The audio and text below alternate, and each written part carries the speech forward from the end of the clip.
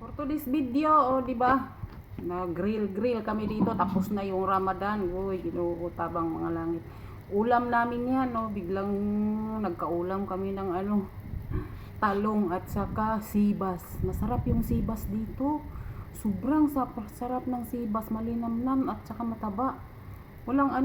Parang hindi siya malansa. Sarap siguro kilawin yung sibas. Grabe kasarap, di ba? Ang sarap na. Tapos nilalagyan ko ng mga ricado like ginger, sibuyas, at sal, basta pang Bisaya. Masarap yung dito, yung isda na yan, sibas, kaso lang sobrang mahal, di ba? Tapos yung talong dito, hindi naman siya gaano kasarap pero okay na din. Nag-smile, ganyan ako dito pag nag-grill.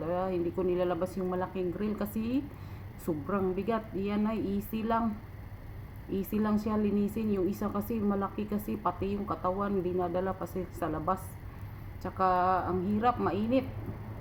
Mabuti na yung ganyan, yan lang nilinisin ko, yung yung sangkalan niya. At least paano nakakakain kami kasi mag-grill ako ngayon Wala ka naluto. Sabi niya alas 2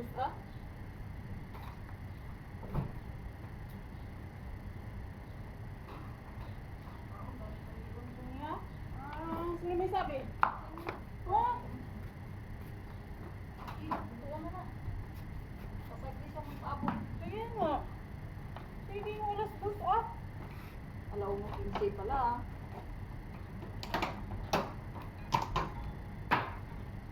Madam? Madam, during not it done, madam. Makikalas, madam, because you go high 2 o'clock. That's why we started now. I start to grill high the food. I don't know, madam, because now she start, madam, because we till high 2 o'clock. Yeah.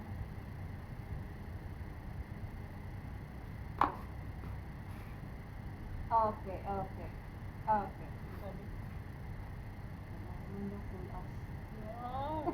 Mala dia kay kulkas, dali kulkas. Kalma lang ti. Ay lagi ka high blood ayon ti ba? Hindi ani siya kalas 2. Layo bagay kay oras. Alaw na 15 pa. Ano kita na sa truck?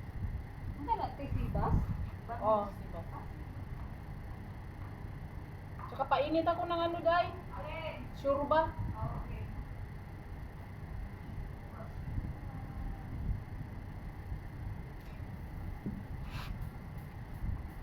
Ganyan yung amo namin. Sabi alas 2, no? 1:30, 1 o'clock pa lang. Nangayaw na ng tanghalian. Ganyan yung dito. Kailangan mo talagang pagpasensyahan yung mga ganyang mga Pag sinabing alas 2 talaga, kasi pag magagalit din yan sila pag malamig na yung pagkain.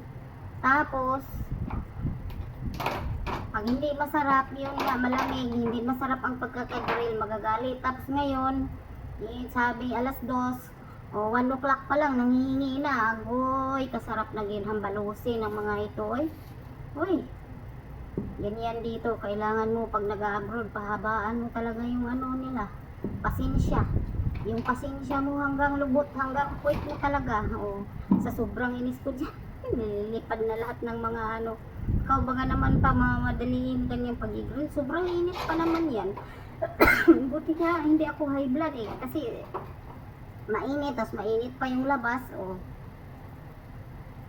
Sobra, grabe yung kailangan mo talaga marunong mangunawa sa mga amo na mga ganyan.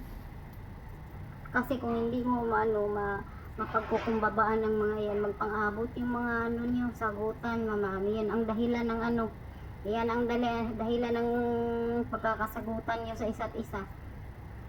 Kailangan haba ng pasensya, presensya sa mga among mga ganyan. May saltik minsan.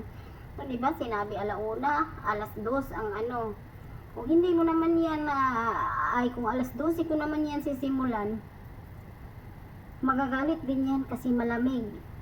O ngayon, sinisimulan ko ng alauna kasi alas 2 pa man, sura-sura na, yun ano talagang minamadali, ayukot pa naman sa lahat na yung minamadali ang mga gawain, hindi maganda uga-uga.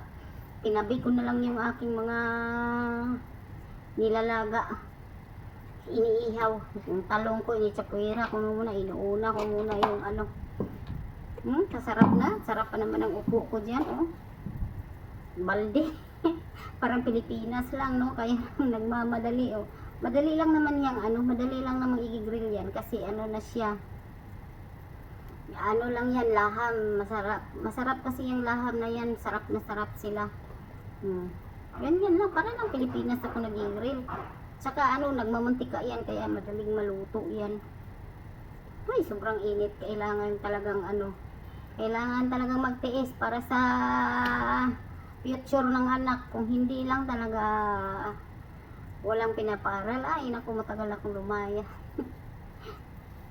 Haba talaga lahat ng ano, lahat ng pasensya ginagawa mo, lahat ng mga ano, ginagawa mo na lahat para sa amo mo. Kasi amo sila eh. Yung isa namin kasama, hindi niya napag-anuhan eh. Minsan sinasagot niya. Ako naman minsan sinasagot ko, pero minsan naiintindihan ko rin sila. Yung mga ayaw nila. Kaya lang minsan nakaka-irita kasi yung mga ganyan. Walang ano dito, walang OFW hindi nagreklamo sa mga amo. Tsagaan lang talaga sa mga ugali nila, lalo sa mga bata. Sobrang kukulit. Grabe, sobra. Ang kulit, mas malala pa sa Pinoy kid. Pilipino na bata, mas malala pa, ang mga sinungaling pa talaga. Kailangan talaga yung mahaba-habang pasensya sa mga yan. Yan, sobrang init pa naman pag nag-grill dyan, tas mainit pa yung labas. Buti nga hindi summer ngayon, naulan-ulan pa. Nagkaroon din ng ulan ng Qatar sa isang taon kasi isang beses lang yan mag-uulan eh. Nung last year, hindi masyado. Tapos ngayon, no, masyadong po. Iba pa naman yung mga bahay dito. Ang mga tubig na pasok sa bahay pag naulan. Kasi ano, iba, basta iba yung style ng bahay nila. Napapasukan ng tubig, hindi gaya sa atin. O diba, kahapon, naglimas kami sa tubig sa taas kasi napasok man. Sabi ko sa inyo, masarap, masaya, mamuhay dito sa ibang bansa. Pagtsagaan lang talaga yung ugali ng mga amo. Buti nga ako hindi high blood. Kung high blood pa, ay naku, parang yung dugo ko siguro umalsa na hanggang utak sa sobrang init pa ng inano ko. Tapos, magpang-abot pa yung ugali ng amo mo. Pasensya lang talaga. Tagal ko na dito 12 years, pinagpapatsensyahan ko na yung mga yan. Wala naman tayong magawa eh. Pinaikot-ikutan ko na, di ko na malaman kung anong mga gagawin ko dyan sa sa ginigrill ko. O diba? Ganyan dito. Pag sinabi niya magi-grill, kahit yan ang ulam na yan ay pang Ramadan, kahit hindi Ramadan, tapos na yung Ramadan. Hanggang dito na lang, baka mag-init pang ulo ko. Thanks for watching. Bye bye.